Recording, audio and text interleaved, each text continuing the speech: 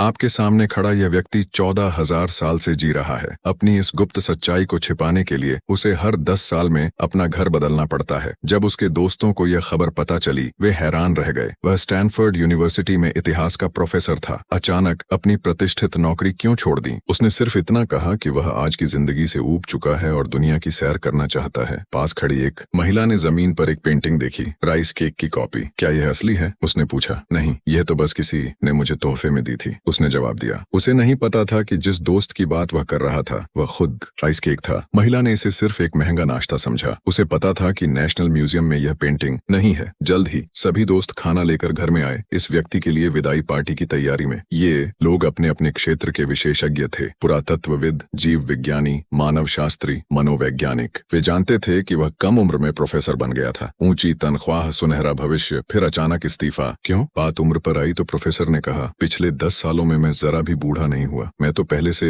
ही बूढ़ा हूँ। ये सुनकर एक महिला मजाक में बोली, यह तो हर औरत का राज जानना चाहेगी। ये मजाक था, लेकिन माहौल को अलविदा कहने की गर्मजोशी ने और जीवंत कर दिया। एक छोटे बालों वाली लड़की ने उसके घर में एक अनोखा औजार देखा। किसी जानवर की हड्डी से बना, प्राचीन लगता था। यह पुरुषों का शिकार करने का हथियार है, उसने बताया। इस राज को छिपाने के लिए उसने जल्दी से 1982 की व्हिस्की की बोतल निकाली। सब उस औजार को भूल गए और व्हिस्की का स्वाद लेने लगे। उसने गिलास उठाया और एक महिला को पत्र सौंपा। शराब पीने के बाद सब हैरान थे कि अब क्या करें। मानविकी के प्रोफेसर, ब्लैक शायद उपनाम, ने मेज पर एक तोते के आकार का स्क्रू कट्टर देखा। यह यूरोप के प्राचीन युग का लगता था। पास खड़े पुरातत्वविद की आंखें चमक उठी। उसने उसे उठाकर बारीकी से देखा। यह 11,000 साल पुराना है, उसने कहा। ऐसा कट्टर पहले कभी नहीं देखा गया। प्रोफेसर ने बिना हिचक कहा, मैंने इसे किराने की दुकान से खरीदा। बस ये खास लगा। तुम्हारा नसीब, पुरातत्वविद ने हंसते हुए कहा। लेकिन यह बात किसी को हजम नहीं हुई। माहौल अचानक तनावपूर्ण हो गया। लोग उसकी दुनिया देखने की बात पर यकीन नहीं कर रहे थे। जाहिर था वह कुछ छिपा रहा था। दोस्तों के सवालों के सामने वह चुप नहीं रह सका। एक बेवकूफी भरा सवाल पूछूं? उसने कहा। अगर ऊपरी पुरा पाषाण युग का इंसान आज तक जिंदा रह जाए तो वह कैसे बचेगा? क्या वह मरेगा? वह कैसा होगा? सबने इसे मजाक समझा। 10,000 साल से ज्यादा कोई कैसे जी सकता है? तुम साइंस फिक्शन लिख रहे हो, मानव शास्त्री ने कहा। कि वह आम इंसानों जैसा ही होगा, लेकिन अगर वह पढ़ने लिखने का शौकीन हो तो बहुत ज्ञानी होगा। वह प्राचीन काल की हर बात जानता होगा। आखिर वह इतना लंबा जिया है। तभी चुप रहे जीव विज्ञानी ने कहा, अगर कोई इतना लंबा जी सकता है तो उसकी कोशिकाएं परफेक्ट होंगी। वह बूढ़े अंगों को ठीक कर लेगा। जैविक दृष्टि से इंसान 190 साल तक जी सकता है, लेकिन पर्यावरण की तबाही, दूषित खाना, पानी और हवा की वजह से ज्यादातर लोग जहर से मर जाते हैं। अगर किसी की कोशिकाएं तेजी से पुनर्जनन करें, उसका मेटाबॉलिज्म मजबूत हो और उसका इम्यून सिस्टम हर जहर को हरा दे, तो सैद्धांतिक रूप से वह हमेशा जी सकता है। क्या तुम सचमुच 14,000 साल जीना चाहोगे? एक ने पूछा। जितना सोचता हूँ लगता है हाँ, यह मुमकिन है। सब कुछ मुमकिन है ना? एक सदी में जादू था, दूसरी में विज्ञान। कोलंबस को पागल समझा गया था ना? Pascal, Copernicus. उसने अचानक कहा, मुझे कोलंबस के साथ समुद्र यात्रा का मौका मिला था, लेकिन मैं साहसी टाइप का नहीं हूँ। मुझे यकीन था कि पृथ्वी गोल है। लेकिन ये सुनकर सब चौंक गए। वह मजाक कर रहा है ना? कोलंबस तो सैकड़ों साल पहले था। सबने इसे साइंस फिक्शन की तरह लिया। 14,000 साल कोई कैसे जी सकता है? क्या वह पहले ही व्हिस्की पीकर बड़बड़ा रहा था? माहौल को हल्का करने के लिए उसने पहाड़ों की आवाज की नकल की और सबका अभिवादन किया। कुछ लोग हंसे और तनाव कम हुआ। क्या? जॉन ने बताया कि वह 14,000 साल का है। अरे जॉन, तुम 900 साल से ज्यादा के नहीं लगते। जीव विज्ञानी ने उसे अपनी साइंस फिक्शन कहानी जारी रखने को कहा। जॉन ने बताया कि हर 10 साल में जब लोग नोटिस करते कि वह बूढ़ा नहीं हो रहा, वह जगह छोड़ देता था। पुरातत्वविद ने मजाक में कहा, यह किताब लिखने के बाद मुझे जरूर दिखाना। सबको कहानी और मजेदार लगने लगी। जॉन ने कहा कि उसने अपने जीवन का पहला चरण 35 साल की उम्र तक जिया, जैसा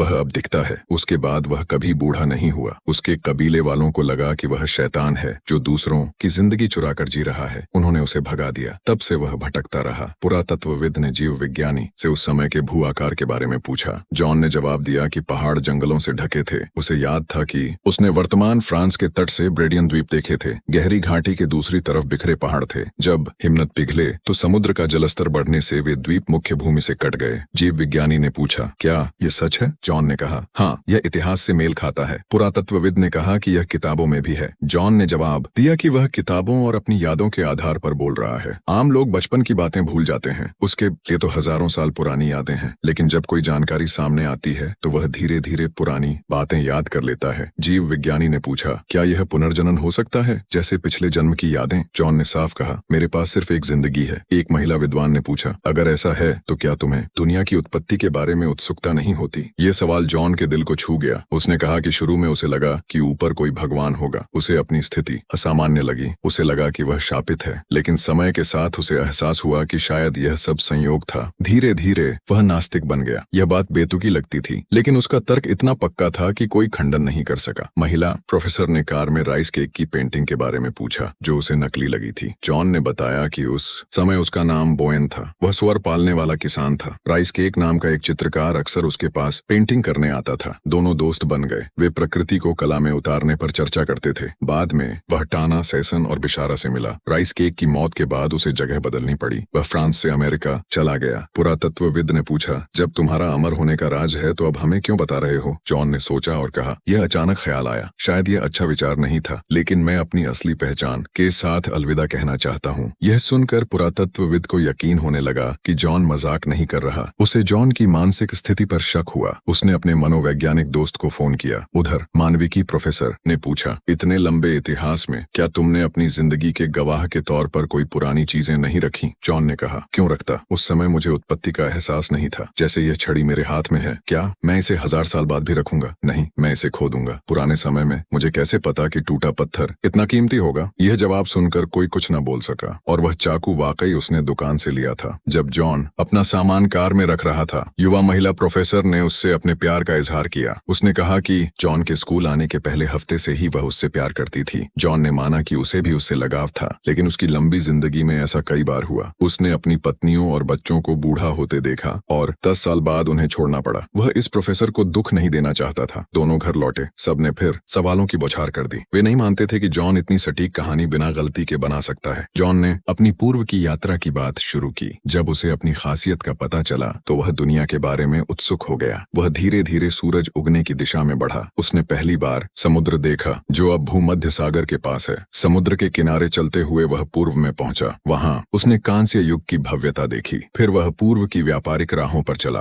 रास्ते में उसने कई चमत्कार देखे, अलग, अनोखे। उसने उनकी भाषाएं सीखी और महसूस किया कि उसकी जिंदगी बेकार और बेमानी थी। वह रुका और 2000 साल तक सुमेरी बना रहा, जो बाद में हम्मुराबी के शासन में बेबीलोन बना। अपनी अम्रता के कारण उसे आगे बढ़ना पड़ा। वह भारत पहुंचा, जहां बुद्ध का युग था। बुद्ध उसके लिए सबसे खास व्यक्ति था। बुद्ध ने उसे बहुत कुछ सिखाया। जॉन उनके साथ रहा और सीखता रहा। शायद बुद्ध ने उसकी खासियत भांप ली थी, लेकिन कभी कुछ नहीं पूछा। बुद्ध की मृत्यु तक वह उनके साथ रहा। जॉन की बात खत्म होते ही सब स्तब्ध थे। तभी एक कार आई। यह पुरातत्वविद द्वारा बुलाया गया मनोवैज्ञानिक जैक था। वह पहले की बातचीत से चूक गया था। पुरातत्वविद ने कहा कि जॉन की बातों को सत्यापित नहीं किया जा सकता, लेकिन उन्हें झूठा भी नहीं ठहराया जा सकता। उसने सुझाव दिया कि जॉन को और सुने। जैक ने सीधे पूछा, इतनी लंबी जिंदगी में क्या तुम कभी गंभीर रूप से बीमार हुए? जॉन ने कहा कि पहले के जन्मों में उसे 2 बार निमोनिया हुआ। पिछले कुछ 100 सालों में जुकाम, बुखार और सूजन हुई। वह मौत के मुंह से भी बचा। उसकी खासियत के कारण उसके शरीर पर कोई निशान नहीं बचा। जीव विज्ञानी यह सुनकर और हैरान हुआ। उसने जॉन से अपनी लैब में जांच के लिए आने को कहा। जॉन ने मना कर दिया। वह प्रयोगशाला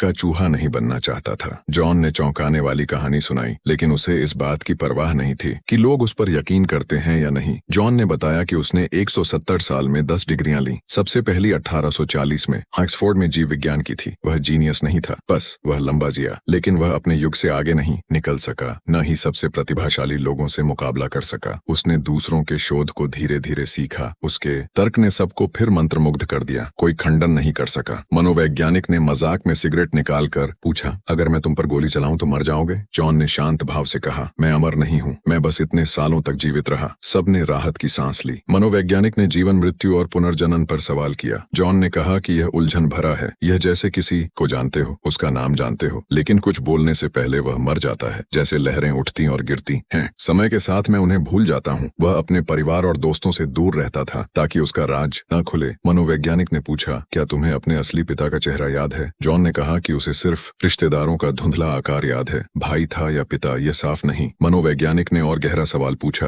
क्या कभी लगा कि जो मरा वह तुम्हें होना चाहिए था? जॉन ने चुप्पी के बाद कहा, शायद। यह सुनकर मनोवैज्ञानिक उत्तेजित हो गया। उसने पूछा, क्या तुमने कभी खुद पर शक किया कि तुम दूसरों की जिंदगी चुरा कर जी रहे हो? उसने कहा, यह बहुत नाइंसाफी है। अगर तुम अमर हो तो तुम्हें वैम्पायर मान लें। क्यों ना एक असली टेस्ट करें? उसने असली बंदूक निकाली। अगर तुम्हें गोली लगने के बाद ठीक हो जाते हो तो हम मान लेंगे कि तुम सच बोल रहे हो। यह देखकर सब घबरा गए। यह तो बस कहानी की चर्चा थी। खून खराबे की जरूरत नहीं थी। थी। सौभाग्य से मनोवैज्ञानिक ने गोली नहीं चलाई। उसने हथियार उठाया और चला गया। सबने राहत ली। जीव विज्ञानी ने जॉन को बताया कि मनोवैज्ञानिक ने हाल ही में अपनी पत्नी खोई थी, इसलिए वह जॉन की अमरता की बात बर्दाश्त नहीं कर सका। यह सुनकर जॉन मनोवैज्ञानिक के पीछे भागा। उसे डर था कि वह कुछ गलत न कर ले। उसने उससे हथियार देने को कहा। जब जॉन ने मैगजीन खोली तो उसमें कोई गोली नहीं थी। जॉन को अपने राज खोलने का अफसोस हुआ। वह बात खत्म करना चाहता था, लेकिन बाकी लोग उत्साहित हो गए। वे सच जानना चाहते थे। उन्होंने पूछा, क्या तुमने कभी और अमर लोगों से मुलाकात की?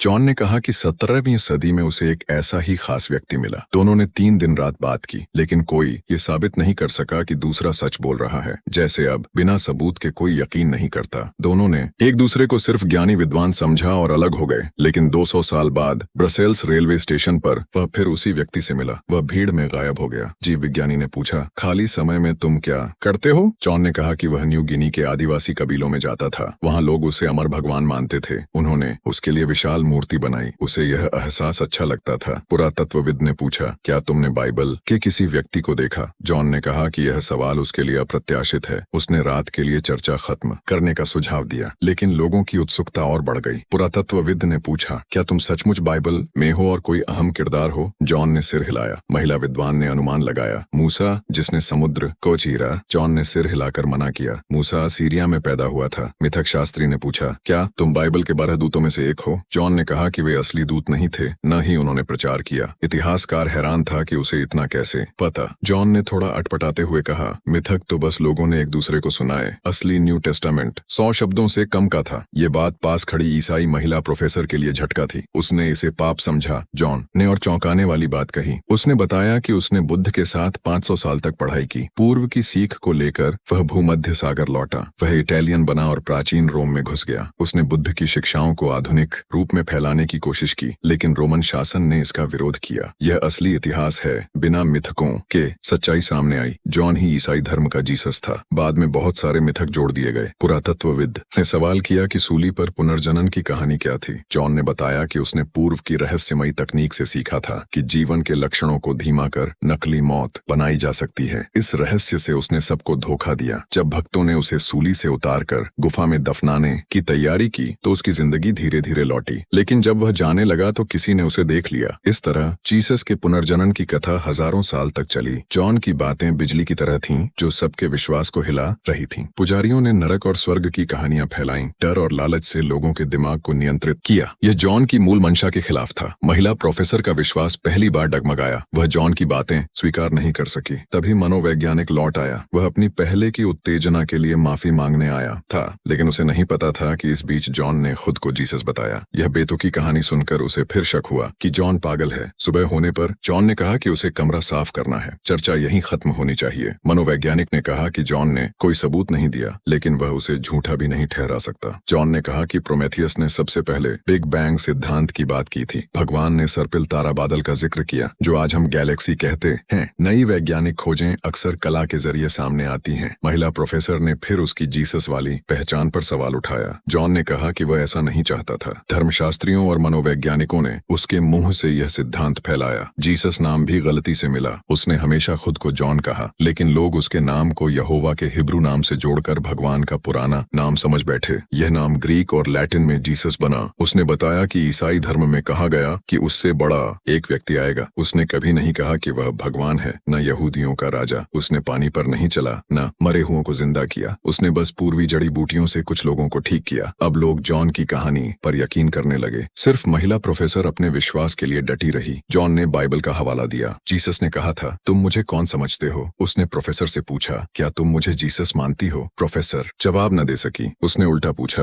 क्या तुम हो? जॉन ने कहा, अगर मैं ना कहूं तो तुम कैसे यकीन करोगी? यह सवाल प्रोफेसर को उलझन में डाल गया। मनोवैज्ञानिक से रहा न गया। उसने कहा, मैं नहीं मानता कि तुम पागल हो, लेकिन तुम्हें मानना होगा कि यह सिर्फ एक बेतुकी कहानी है, वरना मुझे तुम्हें जबरन पागल खाने भेजना होगा। जॉन चुप रहा। फिर सबके सामने बोला, यह सिर्फ एक कहानी है। आप सबने मुझे प्रेरणा दी। माफी चाहता हूँ, मैं थोड़ा आगे बढ़ गया। पुरातत्वविद गुस्से में बोला, थोड़ा? तुमने हमारा मजाक बनाया। वह दरवाजे पर गिर पड़ा और जॉन से रिश्ता तोड़ लिया। तरस आंखों को अंधा कर देता है। महिला प्रोफेसर को यकीन नहीं था कि जॉन धोखा देगा। उसे जॉन ओल्डमैन की दोहरी पहचान में दिलचस्पी थी। ओल्डमैन का मतलब बूढ़ा आदमी। जॉन ने कुछ नाम गिनाए। जॉन पेरी पुराने युग के लिए, जॉन सैवेज अभिनेता के लिए, और जॉन पार्टी जो 60 साल पहले बोस्टन में शिक्षक के रूप में इस्तेमाल किया। यह बात मनोवैज्ञानिक ने सुन ली। उसने कहा, यह तो मेरे जन्म से पहले की बात है। वोल्फी वोल्फी वोल्फी ग्रूबर, क्या हमें शादी करनी चाहिए? तुमने हमें छोड़ दिया। माफ करना, मुझे आगे बढ़ना था, मैंने काफी छोड़ा। जेली विली, हमेशा ठंडा, ठंड बर्दाश्त नहीं कर सकता। रुको, तुम्हारी दाढ़ी थी?